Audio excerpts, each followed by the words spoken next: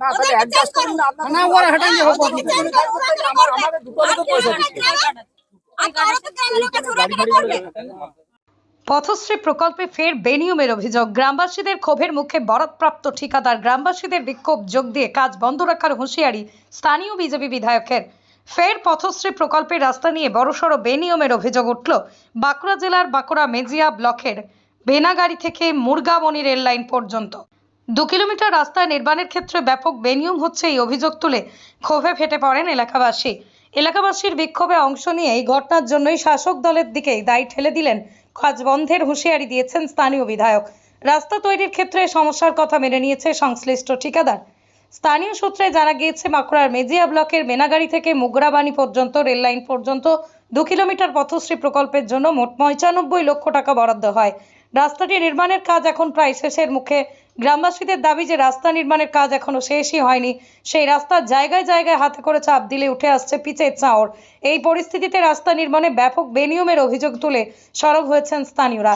স্থানীয়দের দাবি অত্যন্ত নিম্নমানের সামগ্রী ব্যবহারের ফলে নবনির্মিত রাস্তার এমন হাল হয়েছে।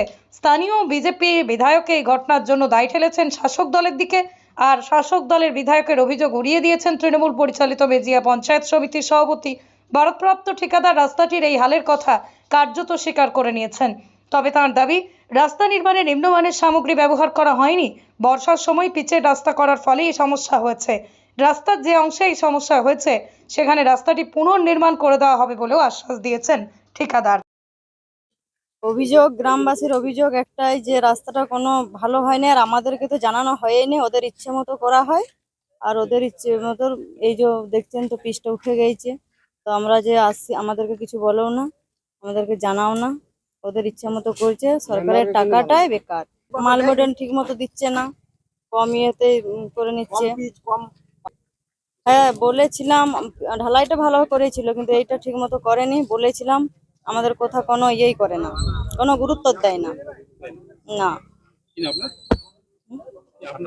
আমার নাম জয়ন্তী। আমরা বলছি যে মানে কমপ্লিট না হলেও তার আগেই তো দেখা যাচ্ছে যে রাস্তাটা এমন ভাবে করা হয়েছে যে কমপ্লিটের মুখেই তার আগেই উঠে যাচ্ছে রাস্তা। পিচ এমনিতেই উঠে যাচ্ছে, করে আসছে, একদিক থেকে কমপ্লিট করে আসছে, আমরাও দেখতে পাচ্ছি। কিন্তু যখন দিন 10 পেরিয়ে যাওয়ার পর দেখা যাচ্ছে পিচ অটোমেটিকলি উঠতে শুরু করছে। ট্যাক্সি বা কোনো বোলারও কোনো কেই এই রাস্তা এমন অবনীত হবে যে রাস্তাতে কেউ যেতেই যাবে না। কোনো তাদেরকে যেন বলে যে সঠিকভাবে রাস্তাটা করতে না হয়, সেক্ষেত্রে আমরা বলবো আমরা যত দূর যাওয়ার পর্যন্ত যাব। আমার নাম বিল্টু প্রামাণিক। কমপ্লিট হয়নি, 1 নম্বর।